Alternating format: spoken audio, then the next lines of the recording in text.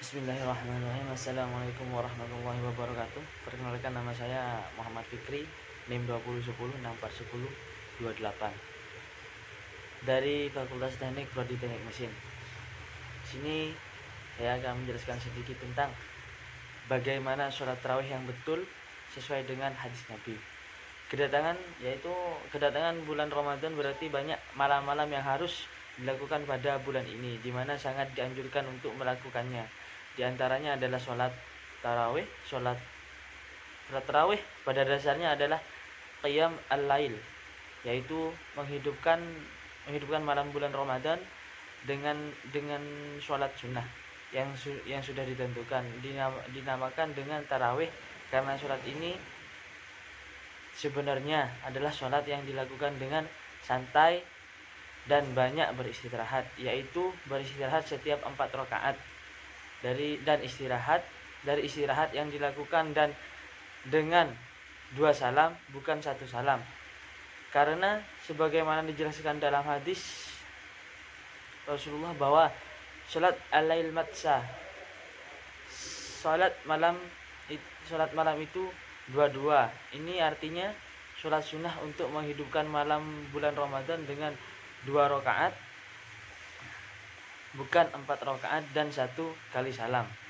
Salat tarawih atau qiyam al-lail Ramadan ini adalah salat sunnah muakkadah yang memang selalu dilakukan oleh Nabi, meskipun pada masa Nabi beliau hanya 2 malam saja melakukan qiyam al-lail dengan berjamaah bersama para sahabat. Beliau melakukan hal tersebut karena khawatir qiyam al-lail atau tarawih dianggap wajib oleh kaum muslimin pada bulan Ramadan, dan ini akan memberatkan mereka untuk melakukannya. Karena sebagaimana diketahui bahwa qiyam al-lail yang dilakukan Nabi adalah menghidupkan malam bulan Ramadan sepanjang malam 2 malam dan bahkan hampir menjelang fajar. Oleh karena itu akan sangat memberatkan bagi umatnya yang kualitas keimanannya kepada Allah tidak sama dengan beliau dan para sahabat yang terpilih.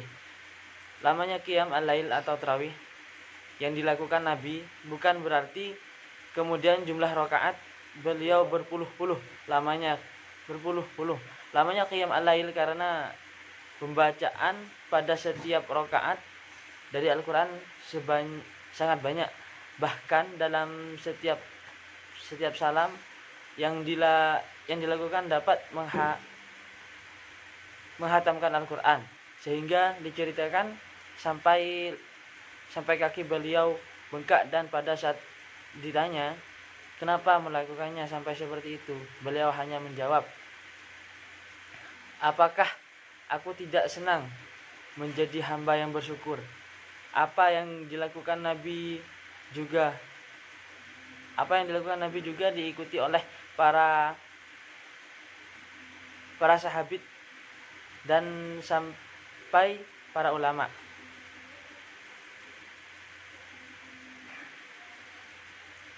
Para ulama terdahulu sampai seperti Imam Syafi'i melakukannya dengan menghatamkan Al-Quran setiap malamnya, dan semuanya dilakukan dalam sholat malamnya di bulan Ramadan.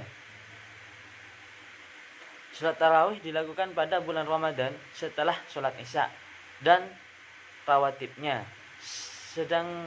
Sedangkan jumlahnya sebagaimana dalam hadis ada 2 versi, yaitu versi pertama dengan 8 rakaat dan 3 rakaat witir, serta 20 rakaat dan 1 rakaat witir.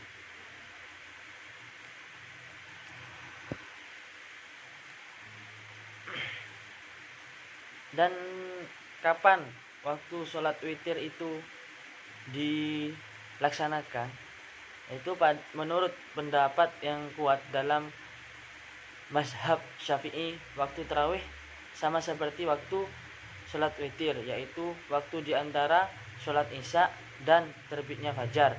Itu artinya sholat tarawih harus dilaksanakan setelah sholat isya, tidak sah dilakukan sebelumnya. Disunahkan mengakhirkan sholat witir dari sholat tarawih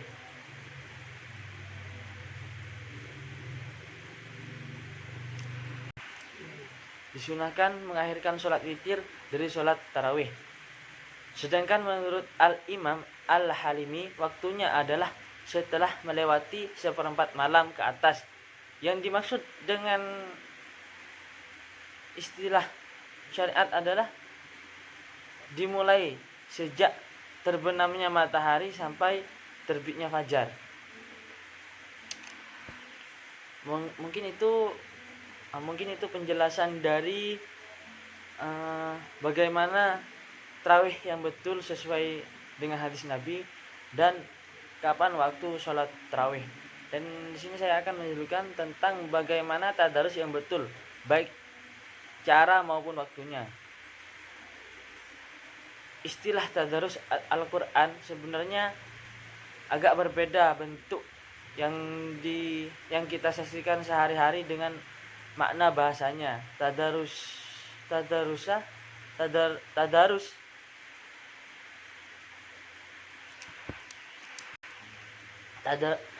atau tadarusan biasanya berbentuk sebuah majelis di mana para pesertanya membaca Al-Quran bergantian, satu orang yang membaca, yang lainnya menyimak, dan umumnya dilaksanakan di masjid atau di mushola di malam-malam bulan Ramadan. Padahal kata tadarus berasal dari kata darasa yadrusuh, yang artinya mempelajari, meneliti, menelaah, mengkaji dan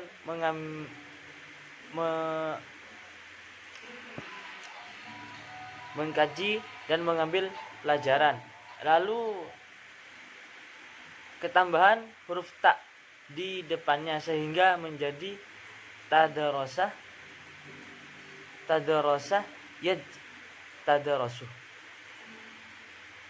Maka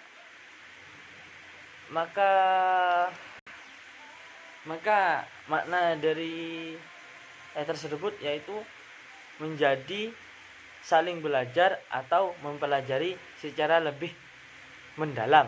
Adapun kegiatan tadarusan yang kita lihat sehari-hari di negeri kita sepertinya ya nyaris tanpa pengkajian makna tiap ayat. Yang ada hanya sekedar membaca saja. Bahkan terkadang benar dan tidaknya bacaan itu tidak terjamin karena tidak ada ustadz yang ahli di bidang membaca Al-Quran.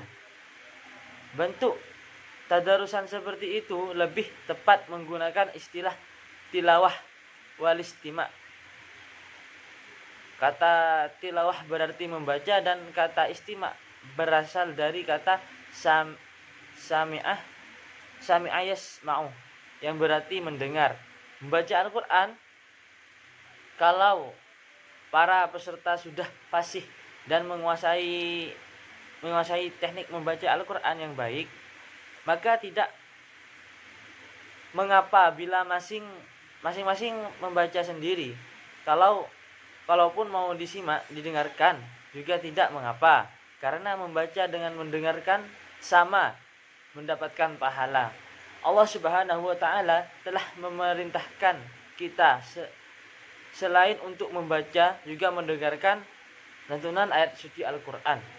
Dan apabila dibacakan Al-Quran, maka dengarkanlah baik-baik dan perhatikanlah dengan tenang agar kamu mendapatkan rahmat. Quran surat Al-A'raf ayat 204. Adapun waktu tadarus, terkait hal ini ada baiknya ketika kita menyimak penjelasan Imam An-Nawawi yang dituangkan dalam kitab Al-Azkar. Adapun waktu utama baca Al-Quran di luar sholat ialah pada malam hari. Paruh kedua malam lebih utama dibandingkan paruh pertama. Disunahkan juga membacanya ketika selang waktu maghrib dan isya. Sementara waktu siang yang dianjurkan ialah ketika usai sholat subuh pada prinsipnya kapan pun baca Al-Quran diperbolehkan. Tidak ada kemakruhan untuk membaca Al-Quran kapan saja. Bahkan baca Al-Quran di waktu yang dimakruhkan sholat sekalipun tetap diperbolehkan. Dari penjelasan tersebut dapat kita ketahui waktu terbaik membaca Al-Quran yaitu dalam sholat, sedangkan di luar itu yaitu pada malam hari, tepat pada paruh kedua dibandingkan di paruh pertama. Dianjurkan juga membaca Al-Quran di antara waktu maghrib dan isya. Dan selanjutnya saya akan menjelaskan apa dan bagaimana iktifa yang betul. Malam pada bulan Ramadan ini umat Islam mulai melaksanakan i'tikaf bertepatan dengan masuknya 10 hari terakhir bulan Ramadan. I'tikaf ini merupakan ibadah sunnah yang dianjurkan Rasulullah SAW. I'tikaf artinya berdiam diri, yakni tetap di atas sesuatu. Sedangkan menurut syara ialah berdiam diri di masjid sebagai ibadah yang disunnahkan untuk dikerjakan setiap waktu.